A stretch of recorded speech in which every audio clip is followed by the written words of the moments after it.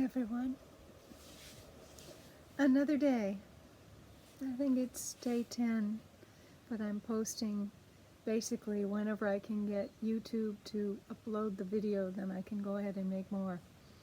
I was watching Eckhart Tolle. He was discussing the idea of when we see the thoughts that are kind of floating through our minds, that we can have a separation between our inner self and that thought stream, and we can choose to watch it, not necessarily believe the whole thing and buy in. It's like not being in the grip of the emotion so much. When we have emotions, we have to be honest about what the emotions are, and that we need to have some egress for them, or if not egress, containment of some kind.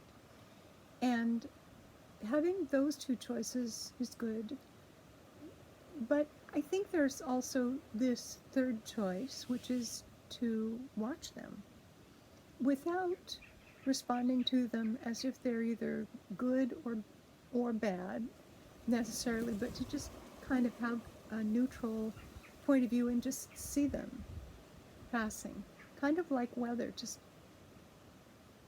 sort of watching them. That part of the reason that I depend so much on doing art is because it gives my body something I can be doing instead of reacting to emotion. It gives me a neutral space. And then I can still have the emotion. It may be, it may be floating around, but it's not right pressing against my heart. It gives me a place, like a bucket, a place to put emotion. Whether it's pleasant emotion or unpleasant emotion, it's nice to have a place to put it, because we can't always take the emotion and broadcast it.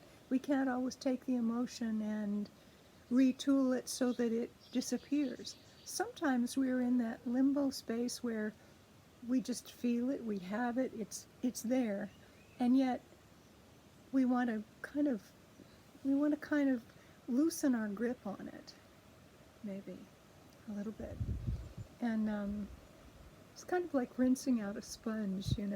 Sometimes you can't just flood it with water and everything comes out of it. We have to kind of rinse it and squeeze it a little bit. We have to kind of let it dissipate. And sometimes emotion is a little bit like that too. I've been seeing so many people posting with very intense emotional reactions lately, and this is the time of all times to practice with every tool that we can find in order to loosen our stance a little bit. There's the old saying of wearing life as a looser garment,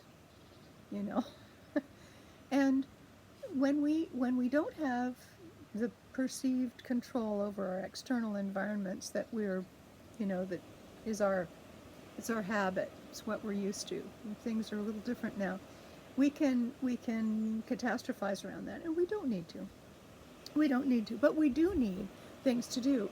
So all of you have been seeing all the beautiful humorous videos, the great videos that have been showing up. I've seen some wonderful ones. I love the creativity people are having. And then I just wanted to offer these other ideas as well.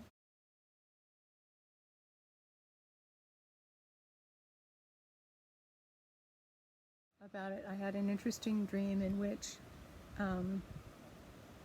death came to visit. I was standing in a kind of an open courtyard, and there was an archway, and through the archway walked a very pale figure with face painted like a Day of the Dead sugar skull face.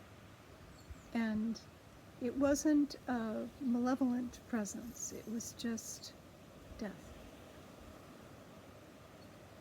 And because we are seeing that people are dying, and some of us know people who have died, I wanted to honor the fact that the serious side of this is very real, and to talk a bit about death as a release from suffering, because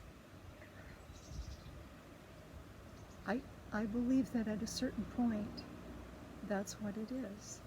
At a certain point, it is a relief from suffering in the body. The body stops when it's ready to stop. I've lived through 14 pneumonias. People are very scared of respiratory problems, and I find them daunting. Pneumonia is it's no little thing. I've had it 14 times. I have, in the past, when they look at my chest x-rays, they say I have the lungs of someone who had tuberculosis. Well, I didn't, but I have a lot of lung scarring. Or had. If the body renews its cells every 7 years completely, then maybe I need to hold a different energetic imprint about all of that. But my experience has been that I've had it 14 times. And people sometimes think that if you get pneumonia, it automatically means you're going to die. It doesn't. It can mean that, but it can also mean that you live and recover. And so I think part of the challenge is to stay in the present and not have a lot of answers and absolutes that we can apply in this situation that tell us what the future holds. What we have is the now. What we have is the now. We have this moment. And in this moment, what we can do is we can go gently. One of the things that I've learned from having had asthma, as well as pneumonia, is that there are different kinds of breathing that we can do when our body is in stress. And it's something that, life gives us interesting lessons, but I remember a time when, because I couldn't expand my upper lung capacity, asthma works, or restrictive airway disease, whatever they want to call it nowadays, works in two ways, where it causes inflammation and then also a constriction. Two entirely different functions, but together they're daunting. And yet there is a way to breathe down from one's dantian, one's lower abdominals, in such a way that the chest doesn't necessarily move very much at all, but we can still get air slowly through the abdominal practice, and keeping our throat open. So if we can keep our abdomen working and our throat open, we can still gently have air. So it's important sometimes to know these things so that we don't panic.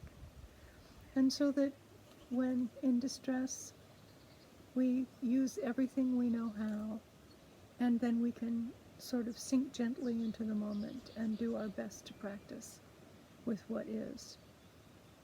Because what is only there until it changes again in the next moment, and the next moment after that, and the next moment after that. And with that, our entire energy can shift. But I think it's important to keep stress responses down. And when we can remember that although things are hard, that doesn't always mean that we can't get through it. I think that's a really important idea right now.